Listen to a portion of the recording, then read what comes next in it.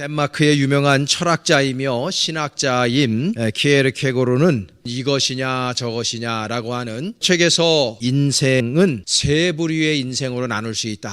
첫째는 미적 인간, 둘째는 윤리적 인간, 셋째는 종교적 인간으로 나누었습니다. 미적 인간이라고 하는 것은 쾌락을 추구하는 사람들을 이야기합니다. 윤리적인 인간은 내가 행복한 만큼 상대방도 행복하기를 바라는 마음을 가지고 있는 사람을 이야기합니다. 그런데 키에르케고르는 거기에서 머무르지 않고 우리 인간은 종교적인 인간으로 변화되어야 한다고 이야기하고 있습니다. 종교적인 인간이라고 하는 것은 하나님 앞에 서 있을 때 내가 누구인지를 알게 되고 내가 누구인지를 알게 될 때에 헌신하고 희생하는 사람이 된다는 것입니다. 오늘 본문에 보면 아합이라고 하는 북이스라엘의 왕이 등장을 합니다. 북이스라엘은 경제적으로나 군사적으로나 부국강령한 나라를 이루었습니다. 그런데 남부를 것이 없는 이 북이스라엘은 모두가 다 영적으로 잠을 자고 있었고 영적으로는 불통의 시대였다는 것입니다. 오염되고 타락된 그 시절에 한 사람은 그렇지 않았습니다. 오늘 본문에 등장하는 엘리야 선지자가 바로 그 사람입니다. 이분은 영적으로 하나님과 교통하고 있었습니다. 너무나 안타까운 마음을 가지고 하나님 앞에 기도하고 아합 왕에게 찾아갑니다. 그리고 생명을 걸고 제안을 합니다.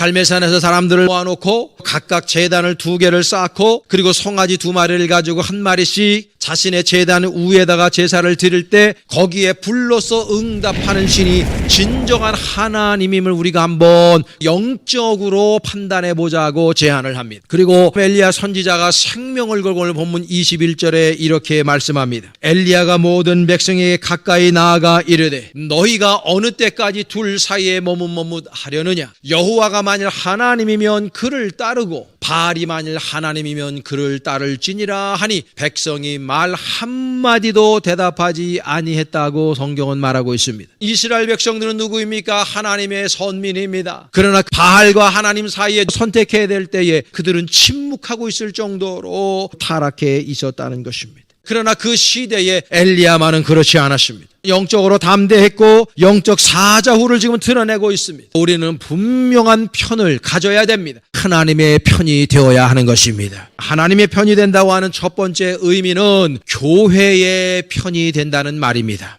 교회는 하나님께서 예수 그리스도를 통하여 피로 값주시고 사신 공동체인 줄로 믿습니다. 에베소서 4장 12절에 보면 이는 성도를 온전케 하며 봉사일을 하게 하며 그리스도의 몸을 세우게 하려 하심이라고 표현해 주고 있습니다.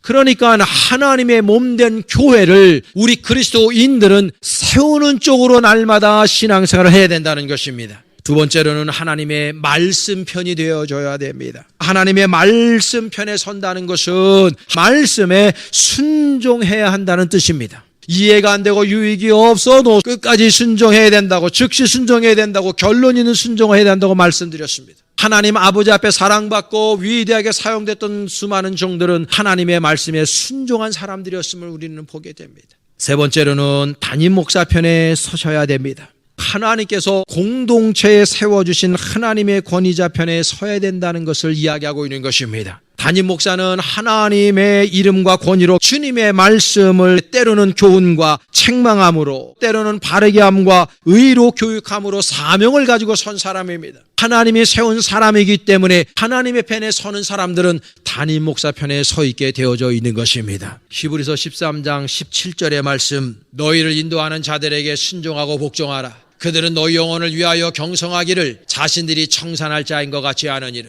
그들로 하여금 즐거움으로 이것을 하게 하고 근심으로 하게 하지 말라. 그렇지 않으면 너희에게 유익이 없느니라. 아멘. 마지막 네 번째로는 하나님의 사명편에 서 계셔야 됩니다. 하나님부터 받은 사명을 부여잡고 지금 엘리야 선지자는 생명을 걸고 예배 행위를 하고 있습니다. 하나님의 사명을 부여받은 사람들은요, 그 사명에 목숨을 거는 것입니다. 사도행전 20장 24절에 보면 내가 달려갈 길과 주 예수께 받은 사명 곧 하나님의 은혜의 복음을 증언한 일을 마치려 하면은 나의 생명조차 조금도 귀한 것으로 여기지 않겠노라고 사도 바울이 고백하고 있습니다.